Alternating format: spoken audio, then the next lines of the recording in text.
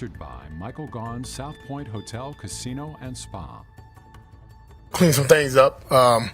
First full week, right, like a normal week. So obviously there's going to be a little bit more there with the corrections, more practice time, more meeting time to do that. And but again, I'm going to go back to the key words that I always talk about. Our purpose is there. So yes, we're heading in the right direction. How do you handle a night game process for the players on Sunday compared to maybe the normal routine?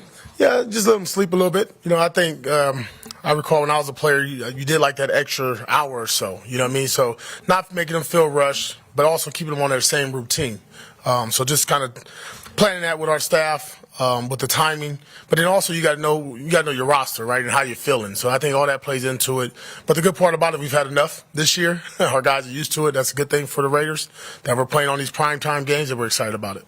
How important has it been for you to go over to the other side on the offensive side of the ball, just kind of get to know guys a little bit more and develop some relationships on that side of the ball? Yeah, I thought even prior to this opportunity, I did cross over a little bit, but now I'm over there more, right? I'm actually spending most of my time over there with the offense and allow them to feel me, get used to hearing me, seeing me, hearing me speak, how I talk, and then interacting with them. And then just kind of watching our coaches coach. I wasn't focused on that. I had my own job to do as a linebacker coach. So I would say a big part of my day is with the offense. What about the relationship with the quarterback? I know that head coach quarterback, that's kind of almost one and the same. Is that kind of coming along as well? Yeah, it's my BFF. Yeah, we're BFFs. Call him four. He's a rookie, so I still call him four. And over there talking with Jimmy Hill. I played against Brian Hoyer. So we've always had a good relationship, talking, joking, just talking ball, just listening to them talk behind the huddle is really good for me and them. What have you found to be the most challenging part of the job so far? All the requests. Time consuming. Do you think you can be somewhere and focus on this and then you get pulled out of a lot of meetings or studies or things that you're doing? So that's the biggest thing.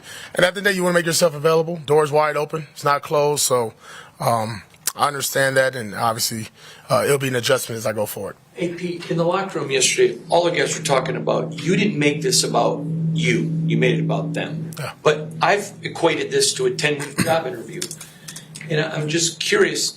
They're talking about wanting to get the job for you. I know you're not preaching it, but that respect, what's it mean to you? Oh, it means a lot. Listen, we handle our business, it'll take care of itself. That's the world I come from. And I can't control my destiny in 10 weeks myself, right? The players will, the coaches will, our support staff will. So collectively, if we want this thing to work and see this going forward in the 2024 season, we can. But if I don't handle my business on Sunday, we're not even talking about 2024. So I'm on Sunday. I'm at 5:20 p.m., but more importantly, I'm on today at 12 o'clock. Another guy, as you're trying to get more acquainted with the roster, obviously, special teams, what was your relationship like with A.J. Cole kind of like throughout the season? And also, what do you believe he brings to the team as in setting up your defense for success? Yeah, I always would say this, though, even as a player and a coach, is, kickers and punters are unique. Specialists are unique. So they have their routine. You don't mess with them. If they get their coffee at a certain time, you don't get their coffee. Then you find time to talk to them. And I think that's how we've been working. But listen, what AJ did the other night, I don't think we talked enough about. NFL single game record, changed field position for us. The cover units was great. The protection was good. And just watch how those guys celebrated and understanding what he accomplished. He was a player of the game for us. He's got the first spot out there in the parking lot, first man in the building, first spot. So obviously we respect, and our special teams has been our core. It's been probably the strength of our team in each and every game, giving us opportunities. But along with him and Carlson, they've done an outstanding job along with our kicking coverage units. What have you seen from the back end between Marcus Epps and Trayvon Merry? They seem like they're coming into their own. Yeah, Marcus Epps did a great job. When he first got here, he grabbed that group. You saw them in the cafeteria. You saw them in different parts of the building, kind of circled up, brought that unit closer together, I feel, on and off the field. Great communicator, great leader, student of the game, a winner. He's a winner. He was there last year. He was right there to having himself a ring. And he's brought that leadership and that understanding of what it's like. Like I talked about, that winning stamina and winning mentality into our building. How big is that to have leaders on every element of the defense, from the line to the linebacker room to the back end? Yeah, if you take care, obviously you got Max, you got Robert Spillane, then you got Epps. But then you got guys, I'll be honest, like a guy that a lot of guys look up to is Marcus Peters. And he's done an outstanding job. It hasn't always been pretty. He knows that. We've had great conversations about it.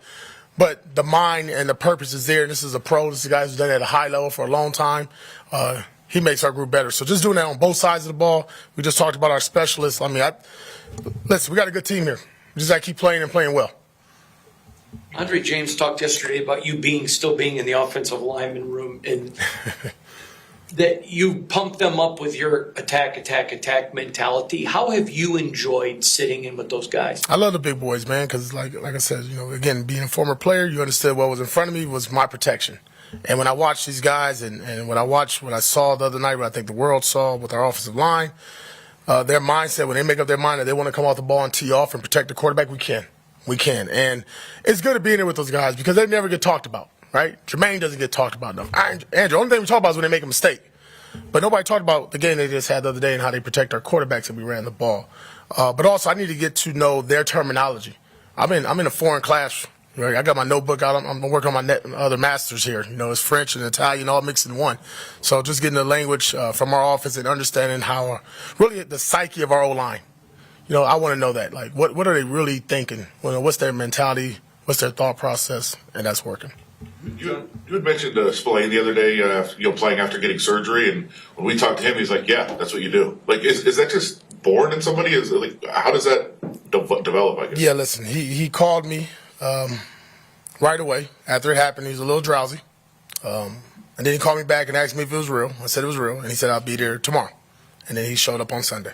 So those are the kind of guys you got, man. If you get men like that, I'm not gonna say every guy's gonna be built that way, but if you have enough of them and they have that mindset, now he can start to use his tentacles and use that on other people and spread that message and spread really that physical toughness and that mindset that he had. And he's a lunch pail guy. Look where he's come from the bottom, and he's one of the leaders and captains of our team, and he's a great one. To that, Divine Diablo has been back out in practice, so is Luke Masterson. Like, how ready are they to get back into the mix and possibly be ready for the Jets? It's good. They both had good weeks of practice, ready to go.